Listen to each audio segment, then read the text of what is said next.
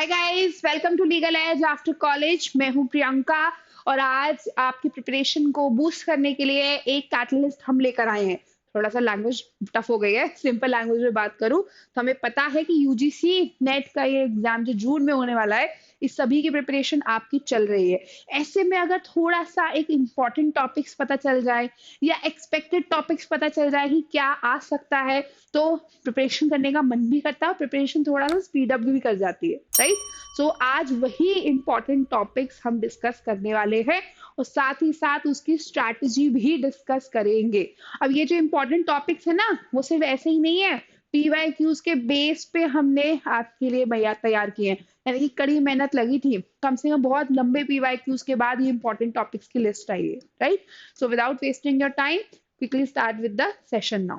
चलो, सबसे पहले ये देखो कि ये वीडियो तुम्हारे लिए देखना जरूरी क्यों है। क्या है ऐसा इस वीडियो में जो तुम्हारे एग्जाम में सबसे ज्यादा हेल्पफुल रहने वाला है। तो सबसे पहले देखो, हमने पिछले 5 सालों के प्रीवियस ईयर पेपर उठाए, राइट। 5 सालों के प्रीवियस ईयर क्वेश्चन पेपर के बेसिस पे हमने वो हाई वेटेज टॉपिक्स उठाए जो कि एग्जाम में पूछे जाते हैं और जो सिर्फ और सिर्फ कंसेप्चुअल क्लैरिटी के बेसिस पे, मतलब मेमोरी बेसिस पे नहीं भी जाओगे, कंसेप्चुअल क्लैरिटी के बेसिस पे आंसर किए जा सकते हैं। और ये लिस्ट ऑफ टॉपिक्स बहुत जरूरी है आपके पास होना, क्योंकि जो लास्ट टाइम पे जो रिवीजन होता है उसमें ये लिस्ट ऑफ टॉपिक्स बहुत हेल्प करेंगे। और साथ ही साथ इस वीडियो के एंड में हम एक्सपर्ट टिप्स भी बताएंगे रिलेटेड टू यूजीसी नेट, ताकि आपकी प्रिपरेशन थोड़ी सी और आसान हो जाए, ठीक है। अब why you should trust us is because हमने इन तरीकों से ये लिस्ट ऑफ टॉपिक्स आइडेंटिफाई किए। सबसे पहले हमने 2018 से लेके 2023 and including 2024 also, because I had the time, तो मैंने 2024 का पेपर भी उठा लिया। बट यूजुअली लास्ट ईयर का पेपर उतना रिपीट नहीं होता है, इसलिए 2024 का पेपर हमने इनिशियली सोचा था कि उसको एक्सक्लूड कर दें। 2018 से लेकर 2023 के क्वेश्चन पेपर्स जो है हमने एनालाइज किए, ठीक है। उसके बाद हमने आपका ऑफिशियल सिलेबस देखा और हमने ये देखा कि कौन से वो टॉपिक्स हैं जिनका रिवीजन जरूरी है, क्योंकि वो पूछे जा सकते हैं। हमने फीडबैक भी लिया उन स्टूडेंट से जिन्होंने सिर्फ यूजीसी नेट नहीं, जेआरएफ क्लियर किया है और नहीं से क्लियर किया है, कि भाई उनकी क्या एक्सपेक्टेशंस थी, उन्होंने तैयारी करते वक्त किन हाई वेटेज टॉपिक पे ज्यादा फोकस किया था, राइट। उसके बाद हमारा मेन फोकस था फ्रीक्वेंटली रिपीटेड टॉपिक्स पे, जो फ्रीक्वेंटली बार बार रिपीट किए जा चुके हैं यूजीसी नेट द्वारा, कि इन्हीं पे तो फोकस रखना ही रखना है। And that's how we came up with this list of topics. So trusted video है, ध्यान से देखना, ठीक है। अब ये देखो, बहुत दिनों की मेहनत के बाद बनाया गया है। सबसे पहला टॉपिक जो है वो है जूरिस्प्रूडेंस, जो आपका एक्चुअली यूनिट 1 है, हम यूनिट वाइज चलेंगे। जूरिस्प्रूडेंस में जो आपको मेन एरियाज पे फोकस करना है, जहां से आप एक्सपेक्ट कर सकते हो question: natural law, positive law. इस बार अब वो रियलिस्ट स्कूल पे भी काफी फोकस करने लगे हैं, तो रियलिज्म, कई बार से केल्सन थ्योरी ऑफ लॉ भी पूछा जाता है। हॉफिल के ड्यूरल कोरिलेटिव से भी क्वेश्चन आ जाता है, जहाँ पे आपसे ड्यूरल ऑपोजिट और ड्यूरल रिलेटिव्स पूछ लिए जाते हैं, राइट। अगर मैं प्रीवियस ईयर क्वेश्चन पेपर की बात करूं, कम से कम 30 से 5 क्वेश्चंस पर पेपर आते ही है जूरिस्प्रूडेंस से। So these are the topics you can focus on. अगर बोनस टिप की बात की जाए, so the best thing is के एमसीक्यूज के तौर पे इसको तैयार करो। जूरिस्प्रूडेंस को याद करना बहुत ही ज्यादा मुश्किल होता है, तो जब भी तुम जूरिस्प्रूडेंस को पढ़ो, कंसेप्चुअल एमसीक्यूज के फॉर्म में पढ़ो। तुम as if answer question writing में ही इसको पढ़ रहे हो, और पढ़ते वक्त एक बात का ध्यान रखना कि इंपॉर्टेंट कोट्स की एक लिस्ट बना लो जो जूरिस ने कही थी, स्पेशली तुम्हारे नेचुरल स्कूल ऑफ लॉ में, एनालिटिकल यानी कि पॉजिटिव स्कूल ऑफ लॉ में, रियल स्कूल ऑफ लॉ में, प्योर थ्योरी जो केल्सन ने दी थी वो, और हॉफिल्स के ड्यूरल कोरिलेटिव्स में। तुम्हें बहुत इजी होगा लास्ट मोमेंट पे इनको रिवाइज करना, ठीक है। चलो अब आगे बढ़ते हैं। नेक्स्ट टॉपिक की बात करूं तो वो है आपका constitutional law.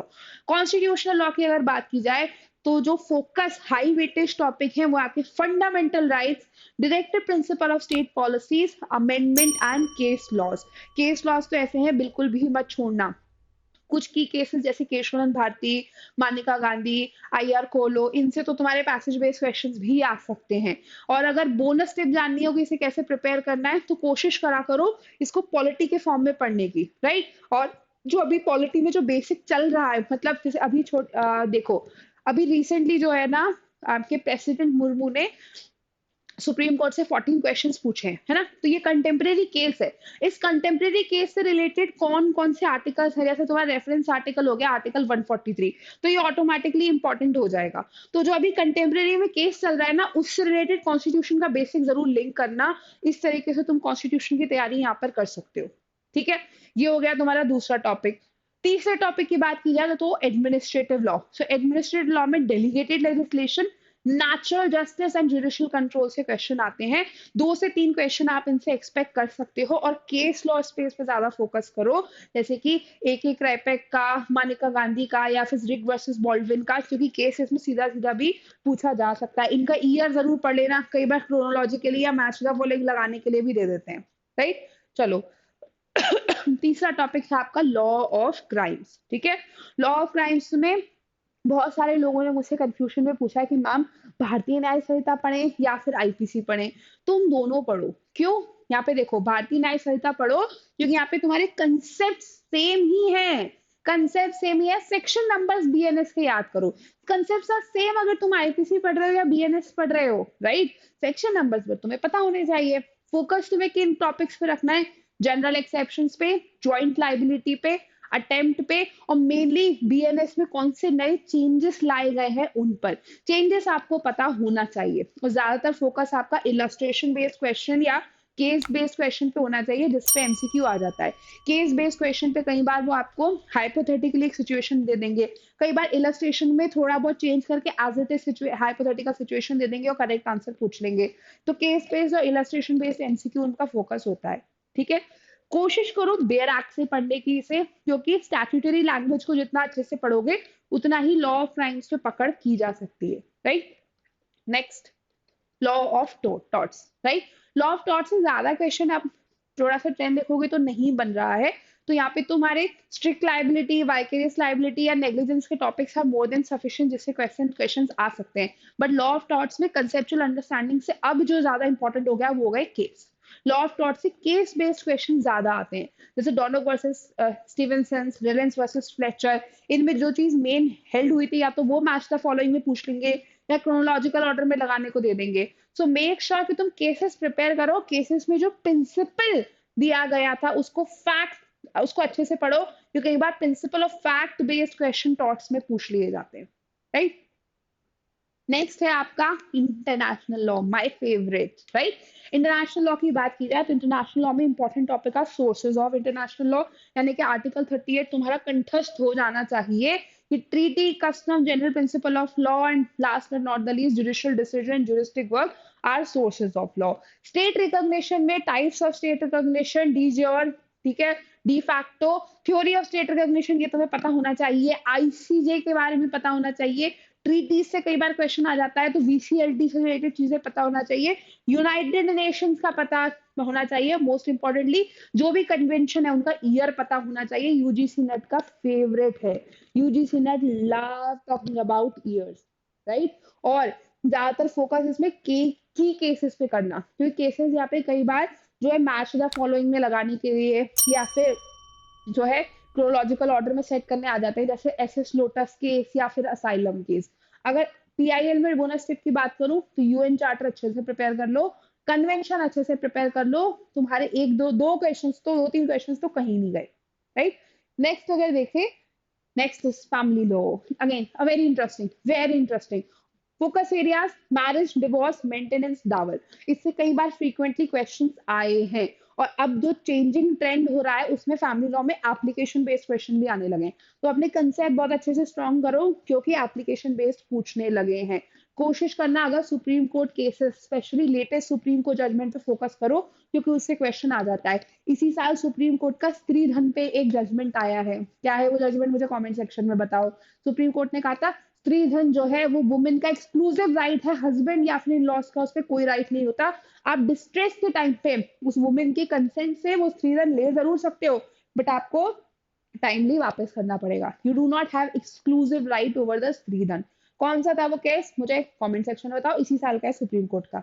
Next topic is your environment law, right? मैंने थोड़ा सा कमर्शियल लॉ को यहाँ पे इग्नोर कर दिया है। उसको इग्नोर करने का कारण ये, उसमें काफी सारे यूनिट्स हैं, राइट? तो उसमें थोड़ा सा की एरियाज निकालना थोड़ा सा डिफिकल्ट है, उसके लिए हम एक अलग से सेपरेट वीडियो लेकर आएंगे जल्दी, ठीक है?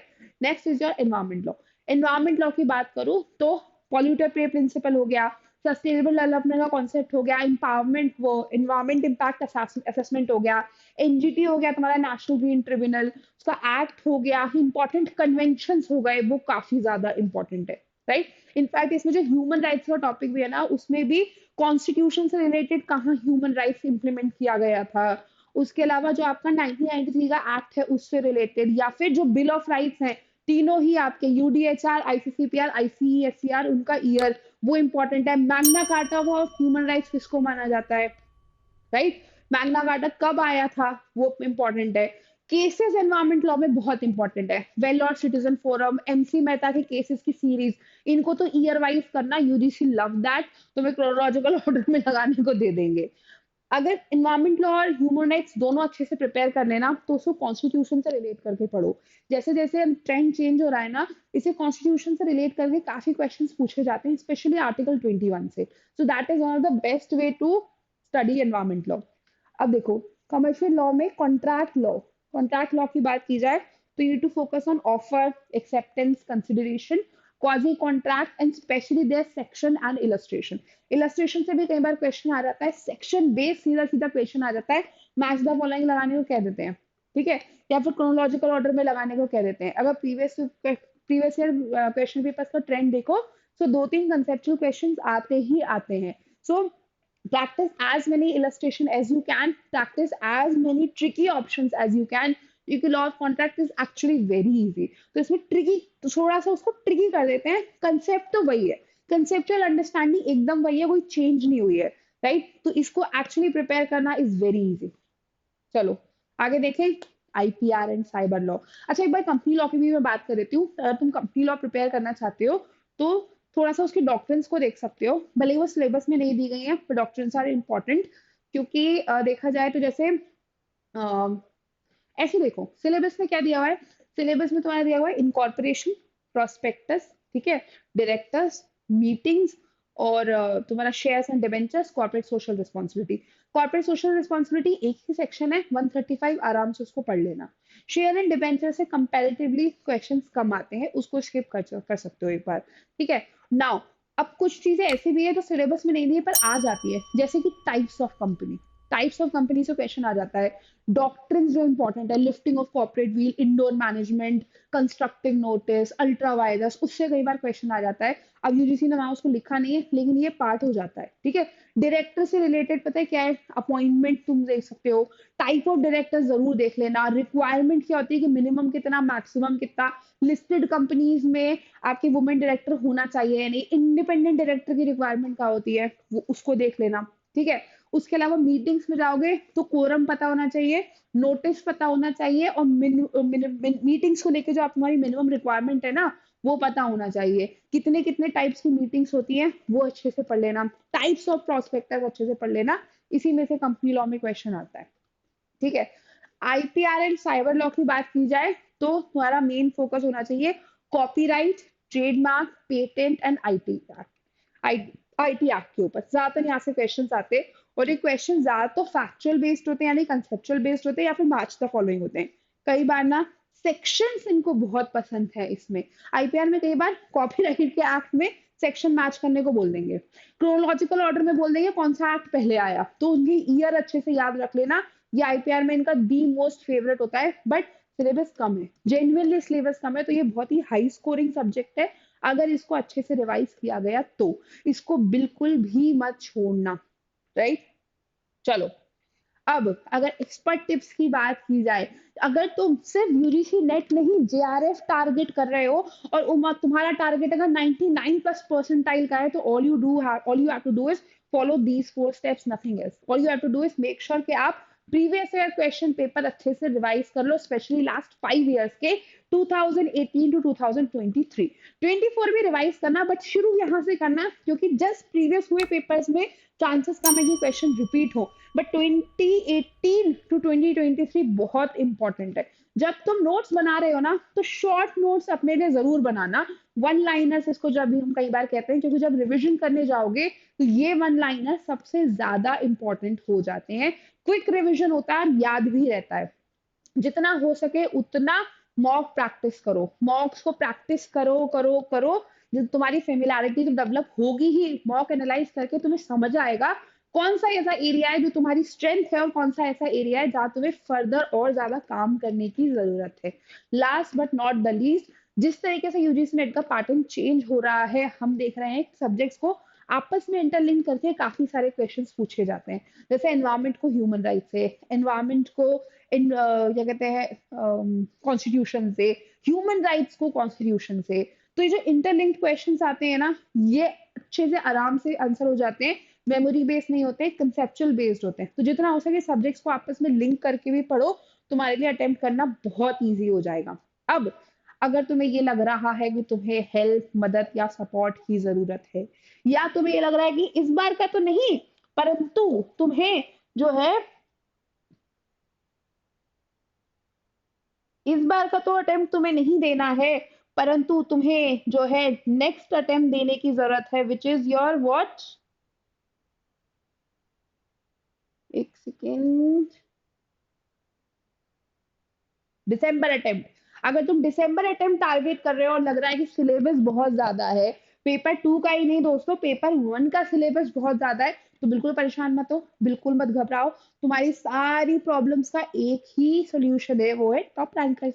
राइट, देखो टॉप रैंकर्स की वेबसाइट पे जाओगे, ऑनलाइन कोर्सेज पे क्लिक करना, यहाँ पर तुमको अपने ऑफलाइन क्लिक हो गया है, रुको ऑनलाइन यहाँ पे क्लिक करना, यहाँ पर तुम्हें यूजीसी नेट का कोर्स मिल जाएगा। ठीक है, यूजीसी नेट का कोर्स देखो, अगर तुम जून के लिए अटेम्प्ट करना चाह रहे हो तो यहाँ पे तुम्हारे पास क्रैश कोर्स भी है, you can choose to go with the crash course. और अगर तुम दिसंबर अटेम्प्ट की तैयारी कर रहे हो तो अभी सही टाइम है। हाँ, तुम्हें लग रहा है अभी, पता है, बट सिलेबस जेन्युइनली बहुत बड़ा है। और जिस तरीके से यूजीसी पता है मेमोरी बेस्ड क्वेश्चंस पूछने लग गया है ना, एक पॉइंट ऑफ टाइम ऐसा लगता है कि क्या प्रिपेयर करें, क्या पढ़ें, क्या नहीं छोड़ दें।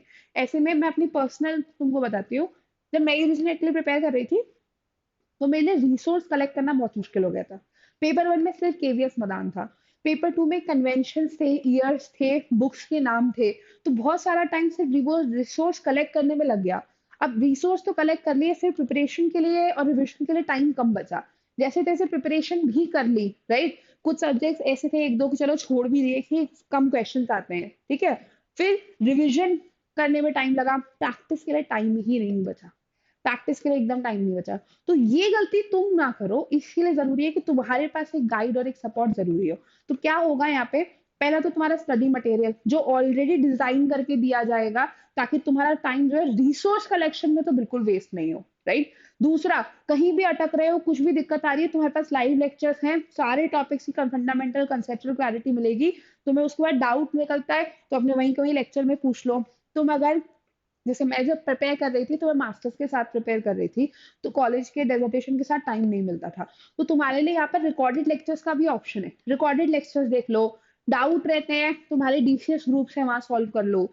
कई बार स्ट्रैटेजी को लेकर डाउट होता है, कई बार हमें लगता है कि बहुत समय निकल गया, होता है, कॉलेज का असाइनमेंट आ जाता है, डिसर्टेशन बीच में आ जाता है, लगातार 25 दिन पढ़ाई नहीं होती, फिर समझ में आता है अब क्या करें, शुरू से शुरू करें। और अक्सर स्टूडेंट यही करता है, फिर शुरू से शुरू करता है, शुरू से शुरू करेगा, फिर उसको टाइम कम लगने लगता है, घबराहट में गलतियां होने लगती हैं। तो कोई ऐसा जो तुम्हारी स्ट्रैटेजी तुम्हारे लिए डिवाइस कर देना, बहुत हेल्प होती है। तो यहाँ पे फैकल्टीज है तो 24/7 तुम्हारे लिए अवेलेबल है मेंटोरशिप देने के लिए, जो तुम्हारी स्ट्रैटेजी तक तुम्हें बताएंगी।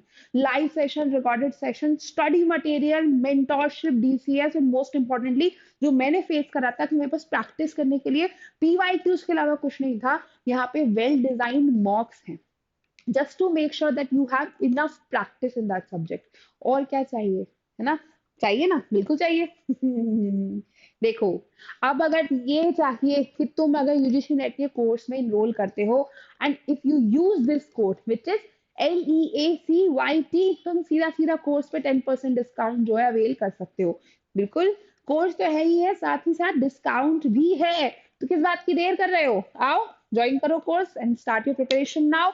अभी स्टार्ट करोगे तो दिसंबर का JRF गारंटीड है, राइट। फिर भी कोई डाउट या कंफ्यूजन आता है, then you can always reach out to us on this number of 6363286363, right. अब कैसा लगा सेशन, ये इंपॉर्टेंट टॉपिक्स मदद करेंगे कि नहीं करेंगे, देखो करें ना करें कोशिश तो की जा सकती है, right. So if you like the channel, sorry, if you like the actually the session, then what you have to do is subscribe the channel. सिर्फ यूजीसी नेट के लिए ही नहीं, बहुत सारे ऐसे एग्जाम्स हैं जो कि तुम्हारे लिए बहुत सारी इंफॉर्मेशन लेकर आ रहे हैं, है ना? तो बहुत सारी ऐसी इंफॉर्मेशन तुम्हें मिलती रहेगी, उसके लिए क्या करना है? चैनल को सब्सक्राइब करना है। अभी प्रैक्टिस भी आएगी और इम्पोर्टेंट टॉपिक्स आएंगे और स्ट्रैटेजीज पता पड़ेंगी। Subscribe the channel, like the video, share the video and most important that अगर तुम इस या फिर किसी भी ऐसे एग्जाम की प्रिपरेशन कर रही हो जिसकी तैयारी हम करवाते हैं, तो हमें कमेंट सेक्शन में बताओ, ताकि हम ये जान सके कि ऐसा क्या है जो हम तुम्हारे लिए लेकर आ सकते हैं जो तुम्हारी प्रिपरेशन में हेल्प करेगा। ये प्लेटफॉर्म तुम्हारी प्रिपरेशन को स्मूथ बनाने के लिए है, तो इस प्लेटफॉर्म को यूज करो। सिर्फ वीडियो देख के खत्म मत किया करो, कमेंट भी किया करो जो तुम आगे देखना चाहते हो, वो हम तुम्हारे लिए लेकर आएंगे। बट बात तो करनी पड़ेगी ना उसके लिए। चलो, and for those UGC aspirants, all the best. I hope this video was helpful. ये टॉपिक्स आपको इस बार का अटेम्प्ट आराम से क्लियर करा देंगे। ठीक है? So until next time, bye bye, see ya, bye guys.